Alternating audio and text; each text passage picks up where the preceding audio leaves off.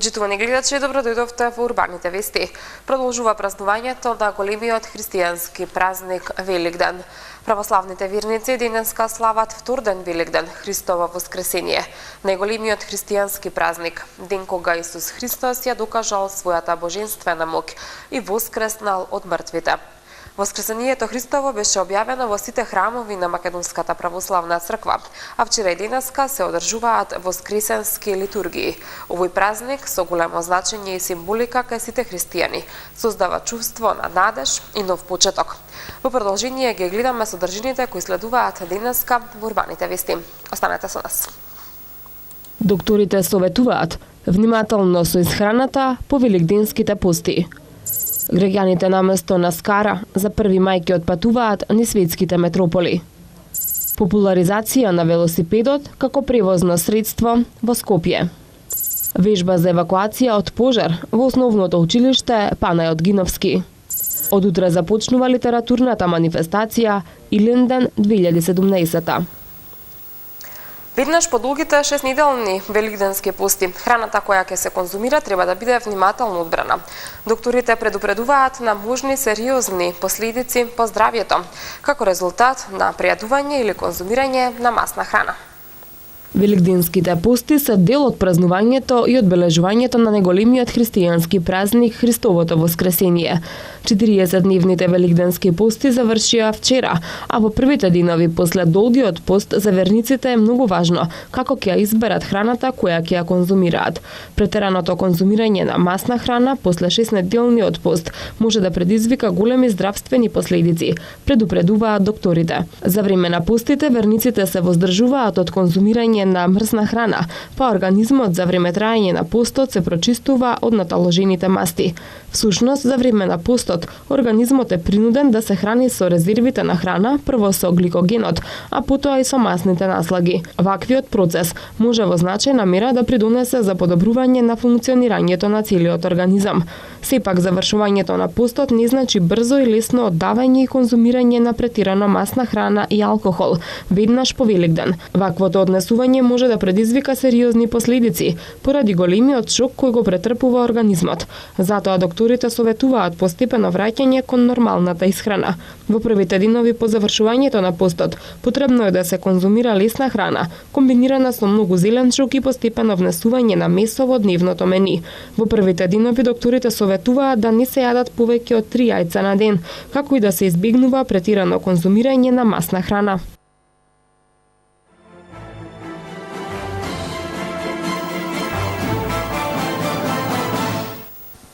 Македонските граѓани наместо на излет во кругот на семејството и оваа година ќе патуваат во Рим, Париз, Москва, Истанбул, Прага, па дури и во Дубај. Аранжманите на туристичките агенции се веќе распродадени. Вторден Великден, туристичките агенции прават анализа на искористеноста на великденската понуда и веќе ја продаваат првомајската понуда. И годинава, како и минатите години, најинтересна дестинација за македонските граѓани е Грција, но значително е зголемен и интересот за патување и во поголемите европски центри. Меѓу нив најпривлечни се Истанбул, Прага, Виена и Париз, но и Дубај и Малдиви, велат од туристичките агенции. Лјупчо Радески од туристичката агенција Далас Унион вели дека најпродаван аранжман во неговата туристичка агенција е патувањето во Романија и посетата на замокот на грофот Дракула. Денеска е вторден Великден, великденските тури веќе завршија. Каде се имавте аранжмани за овој Великден? Овој Великден имавме убава понуда за Неапот идеја на Халкидики и Дракула тура. Таа тура веќе долго време ја работиме. Еден автобус полн замина, а исто така и имавме и други релации. Во пресрет на 1 мај што нуди Далас Унион? За 1 мај исто така има Романија, Дракула тура, Халкидики, Будимпешта, Прага, Венеција, Верона, има исто така голем интерес сега и за 1 мај.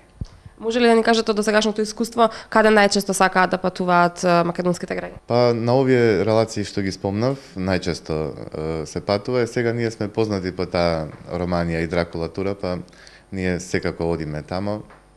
А останатите дестинации исто така се од голем интерес. Така, дали ги користат често продолжените викенди македонците за да излезат некаде надвор од Скопје? најчесто Грција. Иако се достапни за дел од граѓаните и веќе се распродадени, ценовниците за празничните патувања покажуваат дека тие чинат повеќе од една просечна плата во земјава.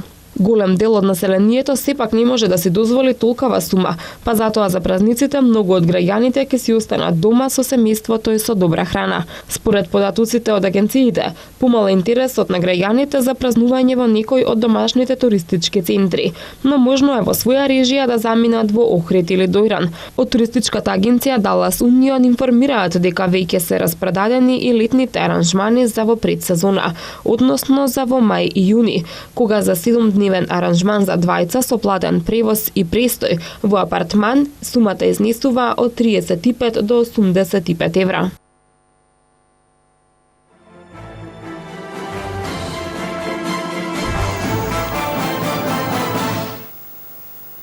Градот Скопје активно работи на подобрување на велосипедскиот сообраќај во главниот град.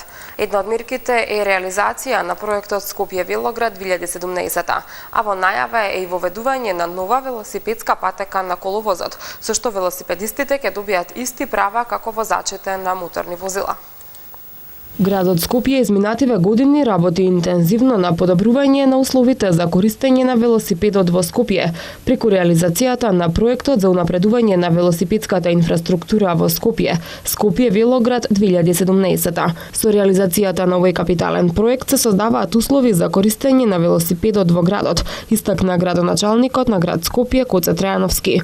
Еден од најголемите проекти за популаризација на велосипедот како превозно средство е проектот Скопје Велоград 2017, со кој во град Скопје ќе се оформат 4 главни велосипедски рути, кои ќе се протегаат во насока исток-запад и 7 конектори кои ќе се протегаат во насока север-југ, со вкупна должина од 51 км.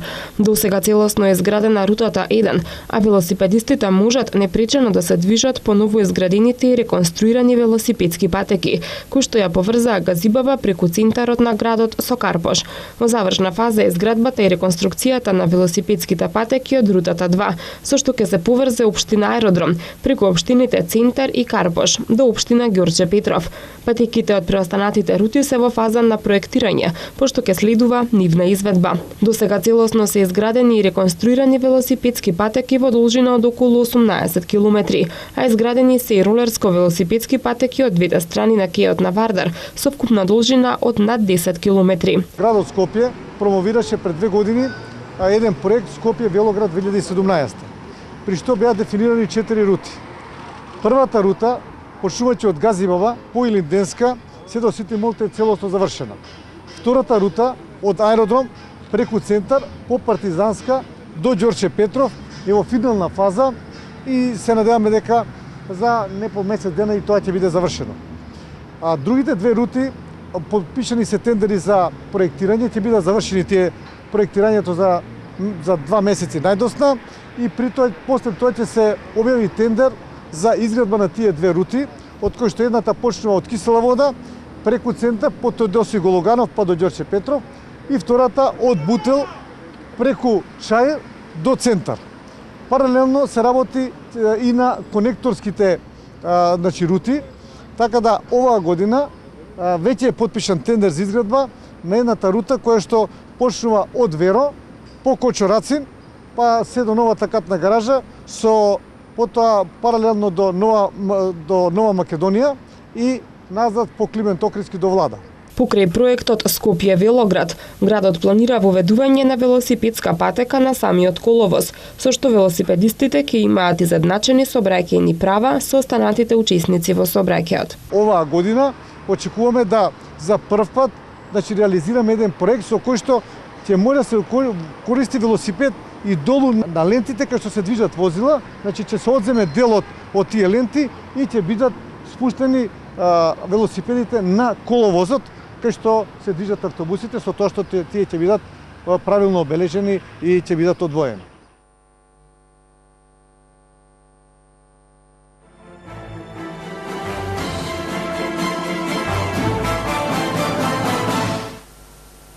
Во Општинскиот Црвен крст на општина Чаир во соработка со основното училиште Панајот од Бутел и противпожарното друштво Бајрам Шабани организираа стимулацијска вежба евакуација од пожар со цел да ја подигнат свеста кај учениците и наставниците за значењето од навремената евакуација и давањето прва помош при повреда.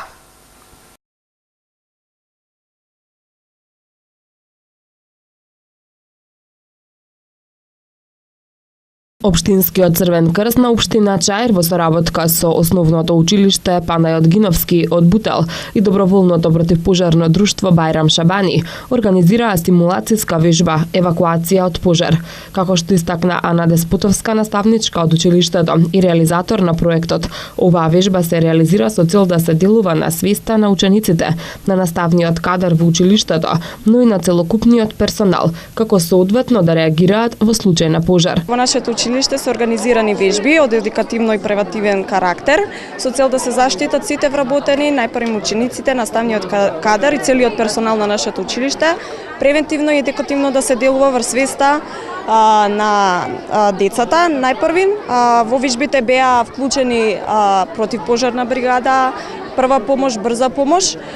Имавме и вежби, значи од претходен показан карактер кој ги правевме минатиот месец, додека денеска на денешниот ден е официализирање на главната вежба. Лидија Петкинчевска од Општинскиот Црвен крст на општина Чаир истакна дека Црвениот крст работи на подигање на јавната свест кај населението за потребата и важноста од укажување на прва помош во моментот на настанување на несреќата.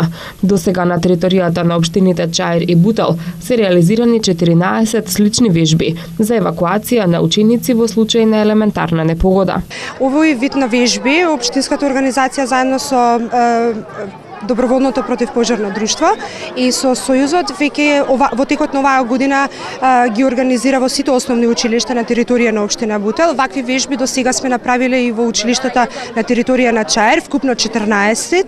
Целта на овие вежби е да се подигне свеста, значи кај најмалите, воедно и кај ваква стручната служба од училиштата за во случај на некоја елементарна непогода, во случај како што беше вежбата за пожар, при земјотрес и некоја друга, значи појава, како правилно и безбедно, значи да се евакуира училиштето без да настанат некои дополнителни компликации, односно да настанат некои да речеме катастрофални последици од поголеми размери. Председателот на противпожарниот сојуз на општина Бутел Робе Јовевски нагласи дека ваквите вежби се од исклучителна важност за спречување на трајни последици од евентуалните природни катастрофи. Идејата е ние како сојуз се занимаваме со превентивна заштита од пожари на имоти на лица и на школи се разбира. Во нашата општина ова веќе ни е втора, трета вежба. Имаме намера во скоп целата општина да ги реализираме по сите школи и објекти кои сака да реализираме вакви вежби во текот на целата година. Од утре започнува 18-та поред литературна манифестација Илинден 2017, што ја организира општина Илинден, а ќе трае до 22 април. Зашто поголем број граѓани да имаат можност да присуствуваат на културните настани, општината организира и превоз од пред хотелот Holiday Inn, а по завршувањето на вечерните настани посетителите ќе бидат вратени повторно на истото место. Утре со свечено отворање во 19 часот во Домот на култура Илинден започнува 18-та поред литературна манифестација Илинден 2017, што ја организира општината. Граѓаните ќе имаат можност да проследат бројни културни настани од 18 до 22 април. Централниот настан на манифестацијата, поетскиот митинг Стихови за душата, ќе се случи на 21 април со почеток во 19 часот, со настап на 25 писатели од Македонија и од Балканот. Во рамки на манифестацијата, во Домот на култура Илинден, од 18 до 22 април ќе се одржи саем на книгата под мотото Денови на книгата, каде што љубителите на пишаниот збор ќе можат да најдат богат избор на книги и да се запознаат со најновите изданија. Промоции на книги од реномирани автори, меѓу кои поетската книга Устата на јавето од Раде Силјан и стихозбирката Песна на Ридот од Гордана Михајлова Бошнаковска, добитник на наградата Ацо Шопов за 2016 година, исто така ќе ја збогатат оваа манифестација. Љубителите на пишаниот збор ќе имаат можност да остварат средба и разговор со писателките Кристина Николовска, добитничка на наградата Димитар Митрев, како и со Лилјана Пандева, добитничка на наградата Стале Попов на Друштвото на писателите на Македонија. Книжевно пладне со писателот Александар Поповски, добитник на наградата Ванчо Николевски, ќе се одржи в среда, а ден предходно ќе биде отворена изложба на слики на академскиот ликовен уметник Павле Кузмановски, како и музички колаж на Васил Атанасов. Составен дел и од годинашната 18-та поред литературна манифестација Илинден ќе биде традиционалното литературно матине за деца, на кое ќе настапат повеќе имена писатели за деца и млади, а своја платформа за афирмација ќе имаат и младите неафирмирани поети. На литературното матине ќе бидат доделени награди и пофалници за најуспешните творби пристигнати на литературниот конкурс распишан од општина Илинден. Во рамки на манифестацијата во новоизградениот Дом на култура во населеното место Марино ќе биде отворена библиотека со донација на книги од Матица Македонска од Скопје. Со цел што поголем број граѓани да имаат можност да ги проследат културните настани на манифестацијата, општина Илинден за отворањето на манифестацијата, како и за поетскиот митинг на 21 април, организира превоз. Односно автобус број 63 ќе тргнува од пред хотелот Holiday Inn во 18 часот и ќе ги враќа посетителите по завршување на настанот. Влезот за сите културни настани е слободен.